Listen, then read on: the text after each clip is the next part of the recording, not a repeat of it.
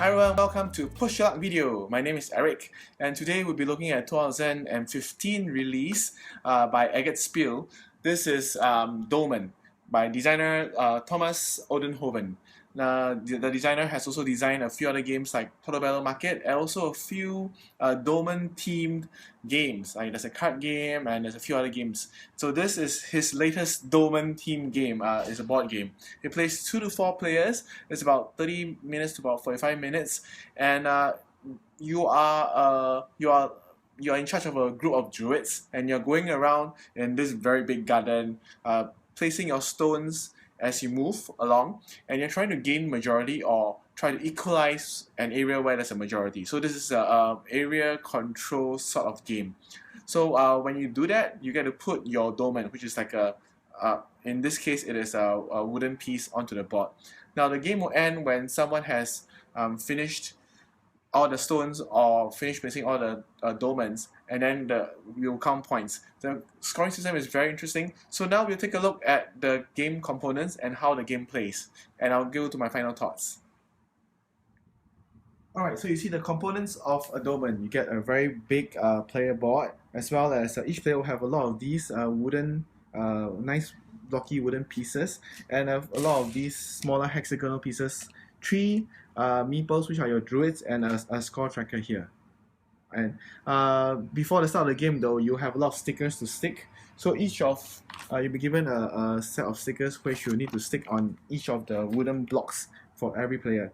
So each player will have 1 number 4, and I think 3 number 3s, 4 number 2s, and 5 number 1s. So this is how each player will be set up. There'll be a whole bunch of extra stickers which you can keep for whatever purpose. I am not sure right now. Okay, so how does the game begin? Now in the game of Dolmen, you are trying to move your priest. So there are circular spots on the board. So you're trying to move your priest along the druid. Sorry, not priest. Move your druid along the way. All right, and whenever it leaves, wherever the druid leaves the spot, you need to put one of these stones onto the area. So in this way, you are trying to build an area where you have some stones surrounding the area. Now, why are you doing this? Because when you do this, you will trigger conditions which will allow you to place either one of your tokens down, or place one of your tokens down. So what do I mean by that? So during your turn, you can do one of 3 things. Now you can either place a priest down. So at the start of the game, since there's nothing on the board, you place the priest down. Or just to take note, you start the game with 5 points here. So again, one of the 3 actions you can do is to place your priest down. So that's one action. Of course, you must have a priest in your supply before you can do that. The next action you do is you can take a priest away from the board. If you take a priest away, you will usually leave a stone there. Now you can choose not to leave a stone there, but you must go down by 1 point. So you lose a point to not put a stone there. Now the last thing you can do is to move your priest, your druid one place. I don't know why I keep saying priest, but you move your druid 1 space. Now when you move a druid 1 space, you also need to leave a stone behind. The moving of the druid is interesting because you can only move to an empty space. So if a stone is there, or my own stone is there, and if a priest is there, for example, in this way, I cannot move to any of these locations. However, if there's a druid there, whether it's my own or another or opponent's druid, I can jump over him and come to here. So for example, if it is in this way, I could from here jump to this empty spot here through the druid bridge. So it's a point, come to here. One other way of movement is also, if you notice, there are little glyphs on the edges of the board. You can actually move from here and teleport all the way to the other side of the board. So in this case, this one will allow me to move all the way to this symbol here. So I could, one movement, I could move and appear here, and I'll leave my stone there. Alright, so that's the 3 things you can do. You can put a druid down, take a druid away, or move your druid 1 space. Okay, so whenever you move your druid around, or whenever you place a stone onto the board, you will need to check whether there's really check whether you put a stone down or not. Put a dolmen down or not. Now, how do you do that? First, you check whether you have another color in the area. So you will see that each area is denoted by a number as well as a lot of spot circles around it. So for this stone is corresponding to this area here. But if my stone was here, now I kind of influence two different areas here. So this area and this area here. So first you check each area where you put your stone down. You check whether there's another color there. If there isn't another color there, nothing happens. So in this case, if this was what I did, nothing will happen here. Now, if yellow was here, for example, and if I put this here, I will need to check. Since there is another color, now I need to check whether I have a majority. If I do not have a majority, then nothing happens. So in this case, if yellow was here, I put this down here, nothing happens. Now, if yellow was here as well, and I put this down, now I need to check if there's a majority. Since yellow is the majority, yellow now gets to put one of his stones secretly face down onto the spot here. All right. All these dolmens are actually secret. That means you'll be placing them up like that, and not let your opponent see what you have.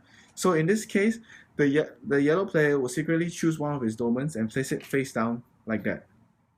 Now what happens if I equalize it? So if I manage to put this stone here, I now equalize this area. I can now put one of my dolmens underneath what is currently there. So maybe, for example, yellow had like that. If I happen to equalize this, I now put my piece underneath like that. Now, if I managed to put one more stone on it, and I now gain the majority, I can now take one of my dolmens and put on top of this stack. All right. So just to reiterate again, so when can you put a dolmen down? It's only if there's another color there, and if someone has a majority. So regardless of whether it was your turn and someone else has a majority, whoever has a majority will now get to put a stone here. So again, if it was like that, nothing happens. No one can put a dolmen there. If it was like that, no one can put a dolmen there. If it was like that, yellow can now put a dolmen here. If blue if you equalize the number of stones around this area, whoever equalized it will now put one of the dolmen underneath whoever is there. Now, if from equalization someone gains a majority, so you only if it's possible if someone from equalization gains a majority, for example, in this case I put blue, then blue will now be able to put a dolmen on top. All right. If it was like that, I put another blue here, nothing happens because I already had majority and there was no equalization, so the majority didn't come from a place of equalization. All right, so it could be a bit tricky to get into at the beginning, but once you understand this part, it is quite easy. The rest of the game is quite easy. Now, what are all these for? So the game ends when someone has used up placed his last stone onto the board, then everyone else will get one more turn, except for the person who placed the last stone, or if the person who placed the last dolmen onto the board, then everyone else also get one last turn, and then we will count points. How do you count points? Based on where you are, you will now give points accordingly to the entire stack. So in this case, the number is a 5 here. The first one you flip over, this number times 5, I'll get 15. So blue get 15 points. The next one, you decrement this, you decrease this by 1. So now it's 4 times 2. So yellow gets 8. Now the last one is you decrease this by 1 again. So now it becomes 3 times 3, blue gets 9. All right. So in this way, you will see that whoever is on top will get a lot of points, will get the best multiplier. Then you decrease for each block beneath it, you decrease the multiplier by 1. So in this case, 2 times 4 and then 3 times 3. All right, and it goes all the way down to 0. So it doesn't go negative, so you cannot get negative points, but you could get 0 points. And yeah, then around the board is a score track, which is denoted by the moons. And so whoever has the most points will win the game of Dolmen.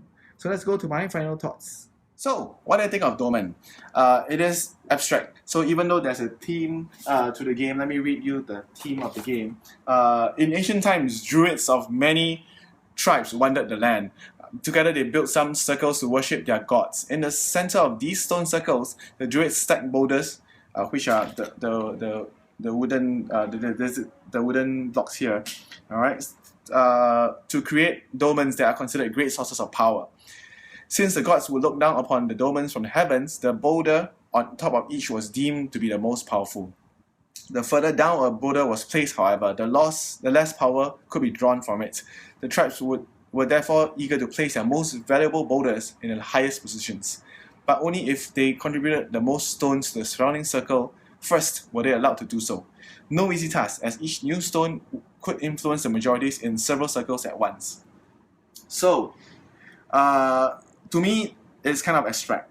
You could probably pace over some other team for the game, but it doesn't detract away from the funness, how fun the game is. That initially when you first played it, you think, I'm not sure what I'm doing. I'll just try this, try that. But as the game, and you're struggling to understand how getting the majority works. When can I put my stone on top or stone below? But as the game progresses, you start to realize, there's actually a lot of things you need to take care of, because your stone usually will affect at least two areas of influence. So you need to know where to place your stone correctly. And even though you may think that you're gaining majority in a particular area, sometimes no one is there to activate you. Remember, you need someone else there to place the stone in that area for you to be able to put your wooden block onto that area. So I guess if you're playing 2 players game, because this plays 2 to 4, you probably will start to come towards each other to try to, in a way, it sounds like a semi-co-op, because I'm helping me, but we'll see who can manage to score more points. In a 4-player game, it's very challenging because you need to take note of the entire board. You're trying to make sure that you do not give someone else that much more advantage than you by I'm putting stone there. In the short term, I may be scoring more points now, but in the long term, I may be giving it to someone else, because by putting a stone there, I'm maybe triggering 2 other areas where people can put their stones down. So it is a game where you definitely you're trying your best not to help other people, while at the same time getting some scores yourself. I would say that this is a game that you want to play with people who are experienced or on the same level, because if someone is really ahead and someone is really behind, then the person who is behind may accidentally, through no fault of their own, maybe they could not plan as far ahead as the people who are more strategically aware.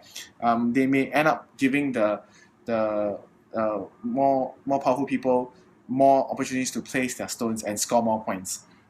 The first game we played, the person who won managed to put all their dolmens onto the board, but at the same time, the other 3 players were not too far behind. We were like maybe 4 or 5 points behind. So it was a pretty tight game.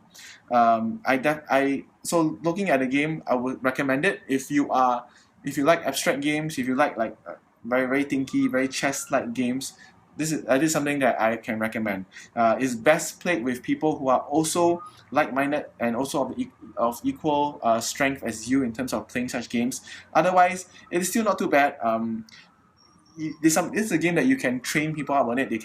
As they play more often, because the game is pretty short. It's like 30 minutes or so. As you play more and more often, you'll definitely be able to see where I need to place my stones correctly, where I should move correctly, when I should pick up my druids, and when I should sacrifice 1 point so that I do not put a stone there, which will allow someone else to put their dolmens onto the board.